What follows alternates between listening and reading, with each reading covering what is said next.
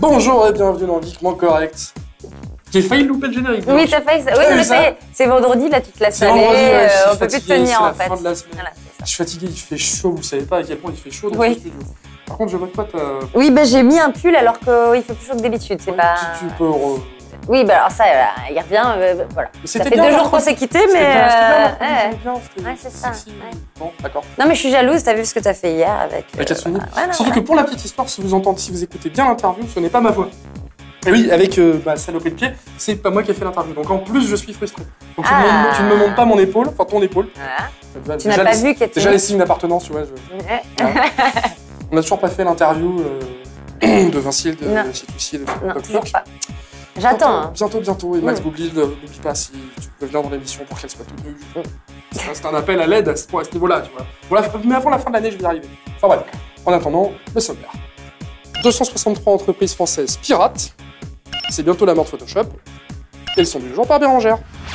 On vous parle souvent avec Adopi ou avec d'autres lois de méchants internautes qui piratent, qui vont sur Megaupload. Méchants internautes. Voilà, de méchants internautes comme nous un peu. Non, en même temps, non, j'achète tous mes morceaux. Non, il y a certaines séries, bon, bref, c'est pas grave, le débat n'est pas là. Bref, tout ça pour dire qu'évidemment, il n'y a pas que les internautes qui piratent, ou en tout cas qui utilisent des applications ou des systèmes d'exploitation sans en avoir une clé officielle, licite. Les politiciens, non? Les politiciens, alors il y avait une polémique sur l'Élysée il n'y a pas longtemps, mais non, là je vais vous parler d'entreprises. Et oui, forcément, les entreprises étant gérées par des êtres humains, il y a des êtres humains, même des TPE, qui sont gérants d'entreprises, qui n'ont pas beaucoup d'argent et qui se disent que temporairement, je vais utiliser un logiciel. Alors je vous rassure, chez Geekement Correct, tous nos logiciels sont légaux, pour soit clair. Parce que j'imagine bien justement la BSA, la Business Software Application, Alliance, pardon, je vais y arriver, qui en fait un espèce de de gros conglomérats d'entreprises. Alors dedans, vous avez Microsoft, vous avez Adobe, vous avez Apple, AVG, Intel, SAP, etc., Symantec. Donc ils se sont réunis et ont fait ce qu'on appelle donc une alliance, donc la Business Software Alliance, et qui sont à la chasse des pirates, mais les entreprises pirates, en fait. Et justement, donc le BSA ou la BSA, je sais jamais, le BSA, la BSA, pardon, vient de dresser son bilan pour 2011 et... De tous les méchants, alors, de toutes les méchants. De tous les méchants français. Là, on parle, je vais essentiellement vous parler de la France.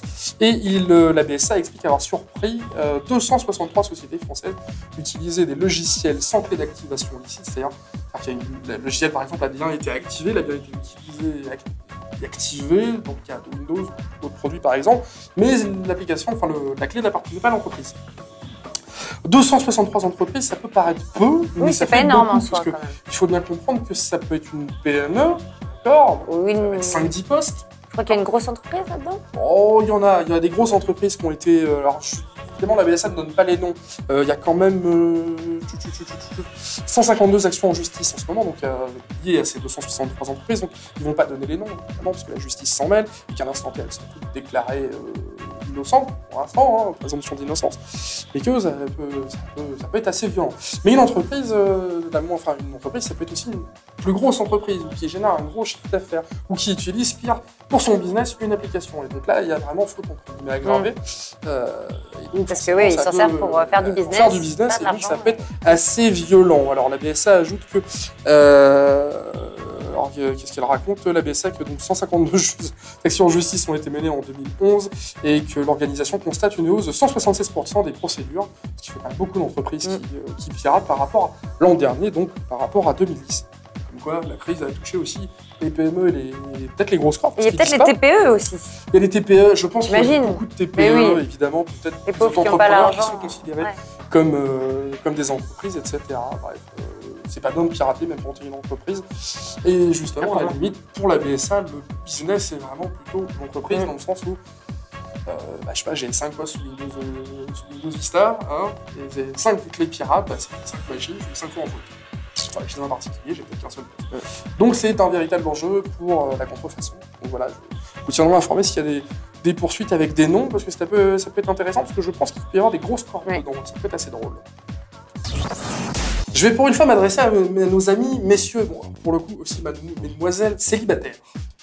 Si, alors moi c'est pas mon cas, je vais pas sur les sites de rencontres, mais j'ai quand même 2-3 potes autour de moi qui y vont. 3 copines aussi. Voilà, t'as le plus beau gosse à côté de toi, mais bon, c'est pas grave. Je ne sais pas si te viser. Bref, tout ça pour dire que si vous allez sur un site de rencontre, il y a une photo, d'accord, de la personne. super bonne photo, mais cette photo, elle peut être retouchée. Ah oui, bah oui. Et puis il y a des trucs que vous ne voyez pas, là, qui sont juste au-dessus de nous, qui s'appellent des lumières, des mandarines. Ça permet aussi de lisser un peu le visage. De pas voir le maquillage aussi. Le maquillage, etc. Et puis il y a le Photoshop. Hein. Ouais. C'était un peu ça aussi le but de la chronique. C'était de vous parler de Photoshop. En fait, c'est pas de Photoshop dont je vais vous parler, c'est surtout de Face.com.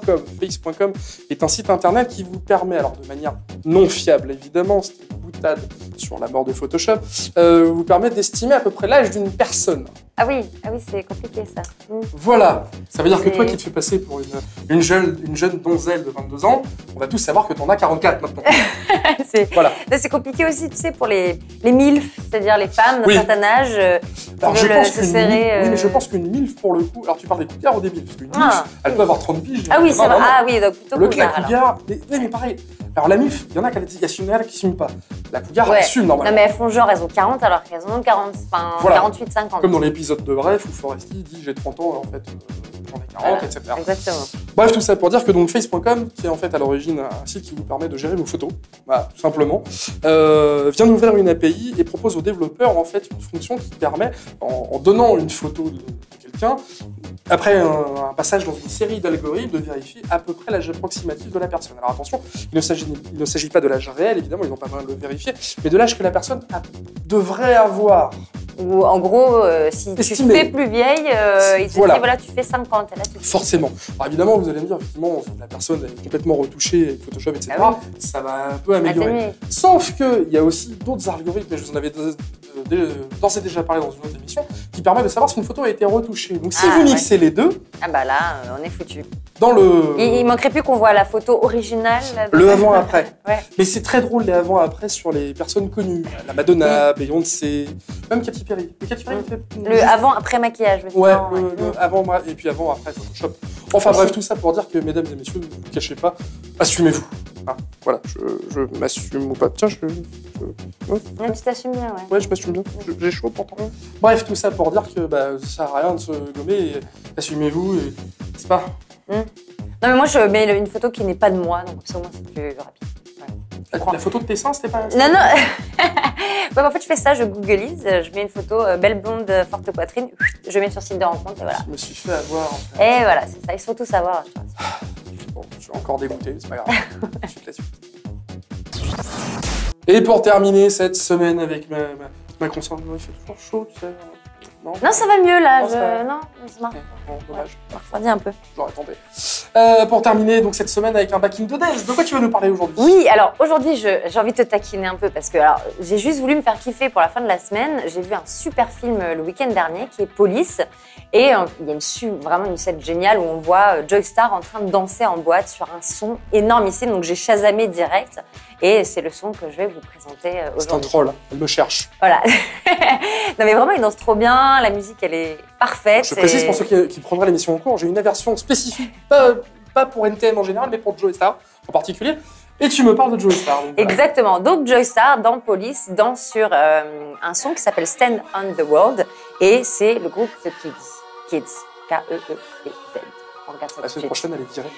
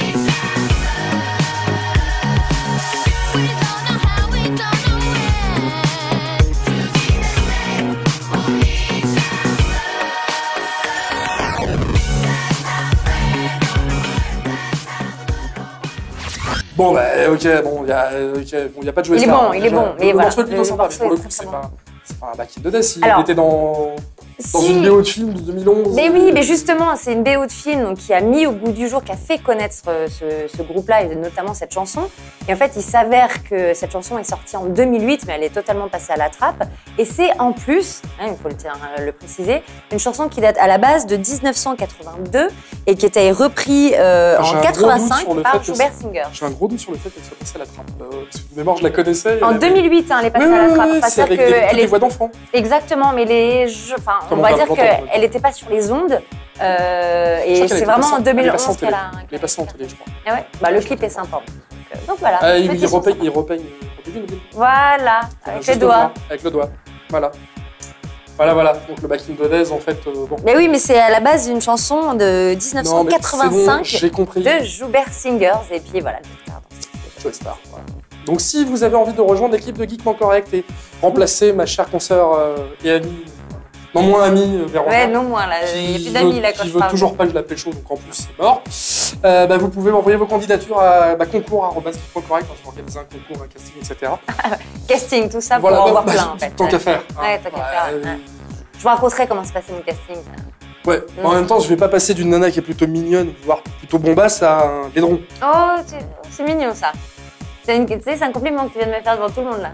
Voilà. Bref, bonne semaine, bon week-end, surfez couvert, on se retrouve. N'hésitez pas en attendant à liker, commenter, tweeter, facebooker, enfin plein de trucs. Voilà, et à nous retrouver sur geekmentcorrect.com.